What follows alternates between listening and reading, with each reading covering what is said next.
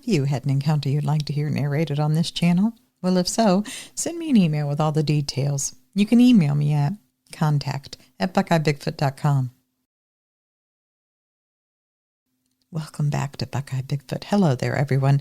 Now listen, tonight I have 2 emails for you, so go ahead and settle in, and let's start our journey down into Sasquatch Valley. Are you ready? Me too. Let's go.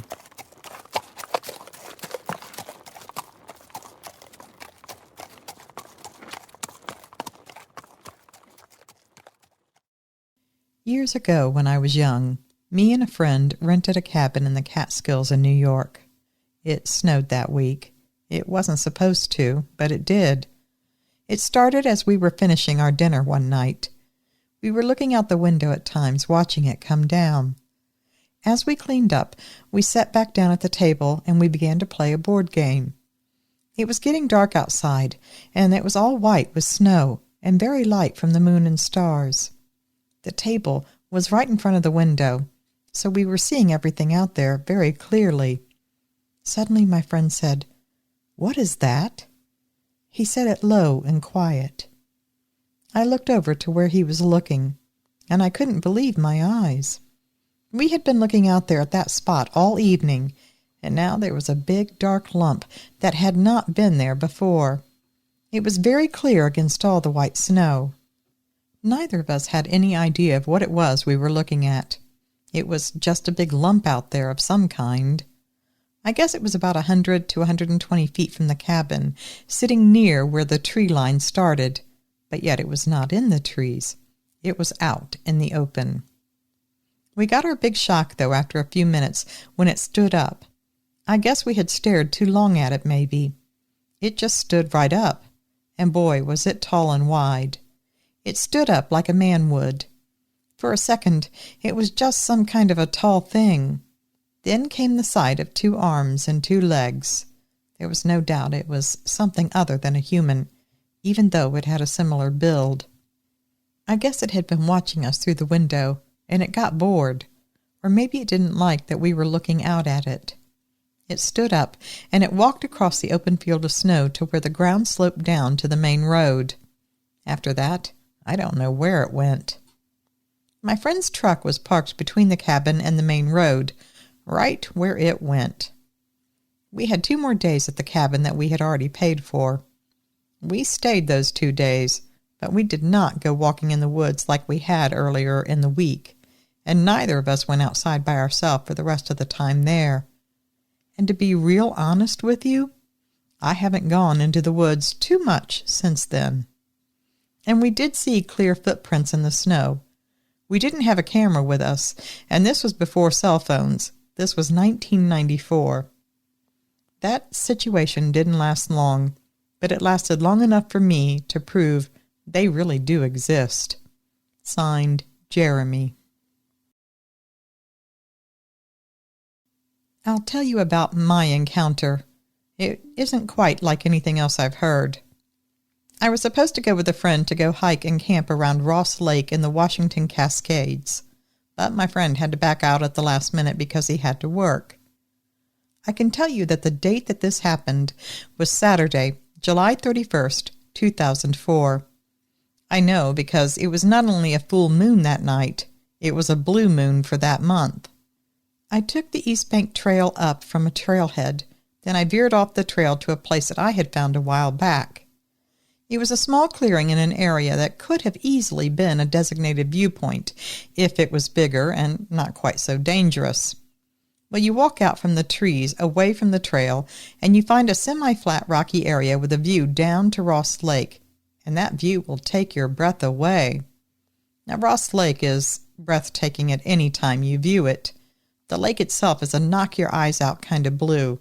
It's the kind you don't see very often.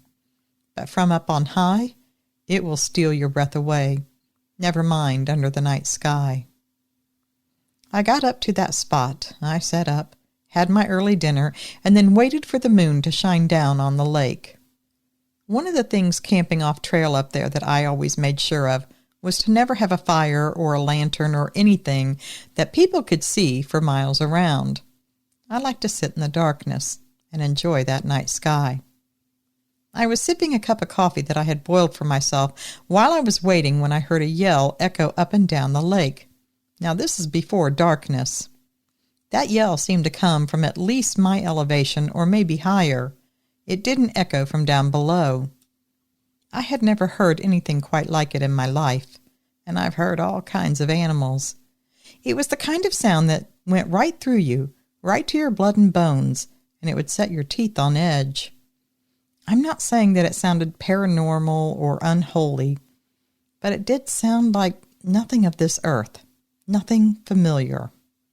Everything went dead silent after that yell. Not a peep came out of the forest that was all around and behind me. Now before, I could sometimes hear laughter trickling up on the breeze from the campers down by the lake.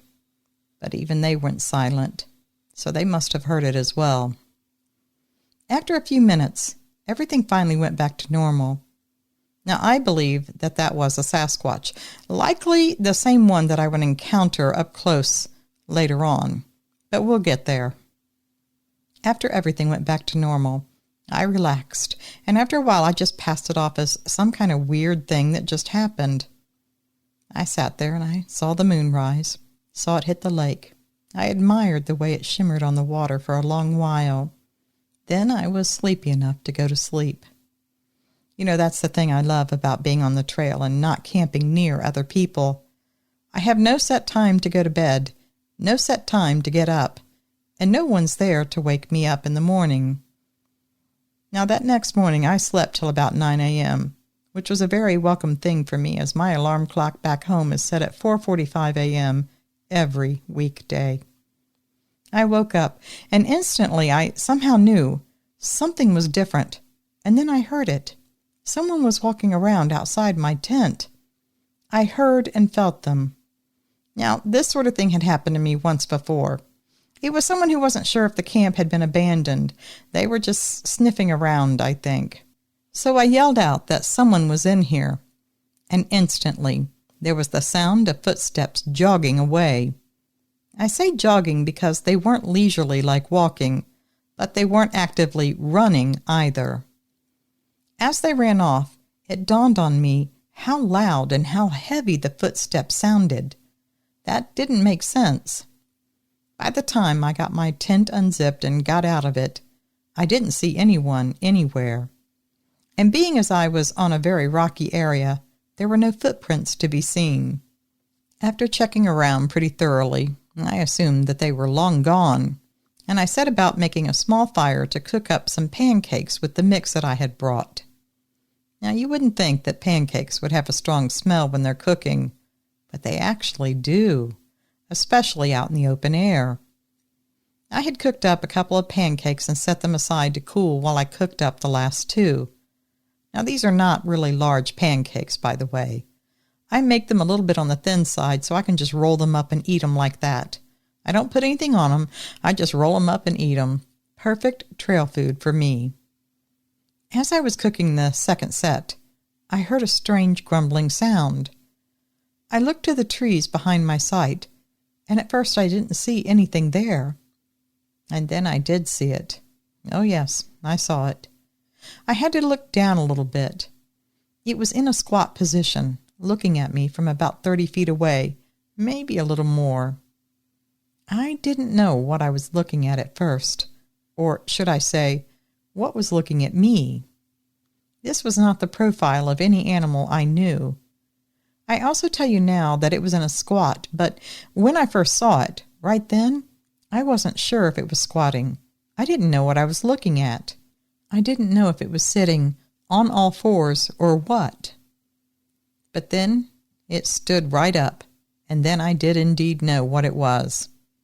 It was taller than me, but not some kind of giant kind of tall. Maybe about 7 feet, maybe a little more. But the height, that wasn't the jaw-dropper. It was the heft, the mass, and the weight of this thing. Even saying that its chest and shoulders were wide doesn't really paint the picture. It was a solid wall of hair-covered mass, and you could just tell by looking at it. It was a heavy-duty kind of muscular under that fur. Nothing looked skimpy, loose, or weak. This thing was unlike any other living creature I'd ever seen. The hair that covered it was dark brown, and it was matted in many places. It didn't look clean at all. The chest was big, but flat, so that leads me to believe it was probably a male. I was absolutely frozen when I saw it, but I was then made of concrete when it stood up. We locked eyes for a second or two, and I can only tell you that I knew for sure it wasn't exactly friendly. Sometimes you just know when you look into the eyes, whether it's a person or an animal. They can fool you sometimes, but most of the time they don't even bother, because they really don't give a crap if you know. So I unfroze, though, when it started to walk my way. I unfroze and I retreated to the other side of the cleared rock area. I had nowhere else to go. I was virtually on a look-over cliff, and I didn't quite feel safe enough to go around the tent and turn tail completely. I was trying to work my way around and back out as fast as I could, keeping myself as far opposite from this creature as possible. Of course, there's the shock of recognizing what you're seeing. Then there's the real fear, because the looks it was giving me, they weren't fuzzy or friendly. It walked forward as I walked backwards and around, and the whole time it was looking at me. And do you know what that thing wanted? Yeah, my pancakes. I know this sounds ridiculous, but that's what it went for. I saw it pick up the pancakes that I had set aside to cool. That's when I turned tail and went up into the trees. I thought, this is my chance to make my break. Maybe 10 or 15 seconds later, as I'm working my way through the trees up towards the trail, I heard a terrible roar. I looked back, only to see the Sasquatch had picked up the skillet. I guess it was going for the other pancakes still cooking. When I looked back, it was just in time to see the skillet go airborne over the rock cliff to the trees below. And then I saw the Sasquatch holding its hand close to its chest. It was heaving, it was hurting, and it was mad. I sure wasn't sticking around any more after that. I was close to the trail, and I hit it. I was halfway down that trail to the lake trailhead when I realized I wasn't going to go anywhere without my wallet and car keys. Guess where they were? Yeah, back at the campsite. I waited for more than an hour before I was able to work up my courage and make my way back to that campsite. My tent, it was missing. I guess it had been thrown off as well. Maybe it was down there in the trees below.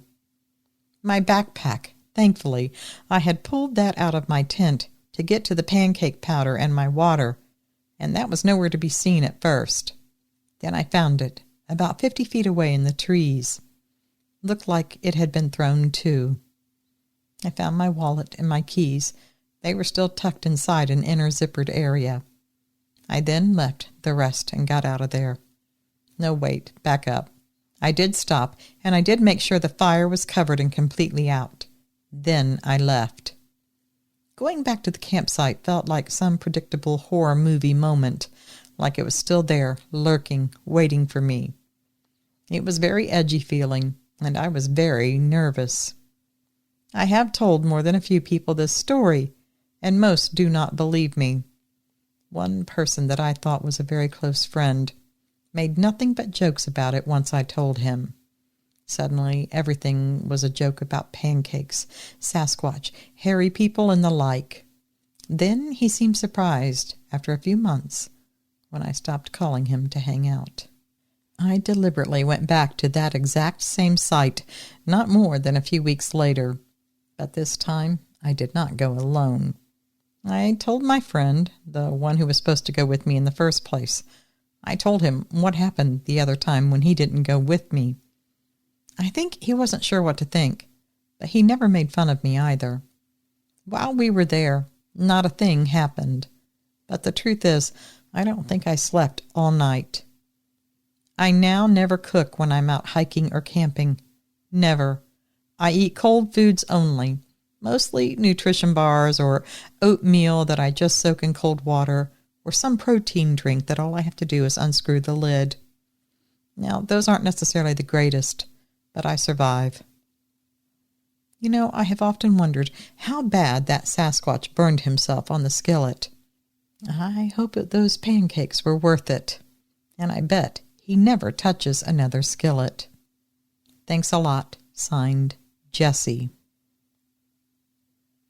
Well, thank you to both of tonight's submitters for sending in their encounters, and thank you to all of you for staying with me till the end tonight. As I've said before, it is always better with your company. Now, there's not much else for me to say tonight, so we're going to go ahead and mark tonight's journey as successful and completed. You know we'll be meeting up again real soon, and until then, please, always remember, absence of proof is not a proof of absence. Thanks for listening.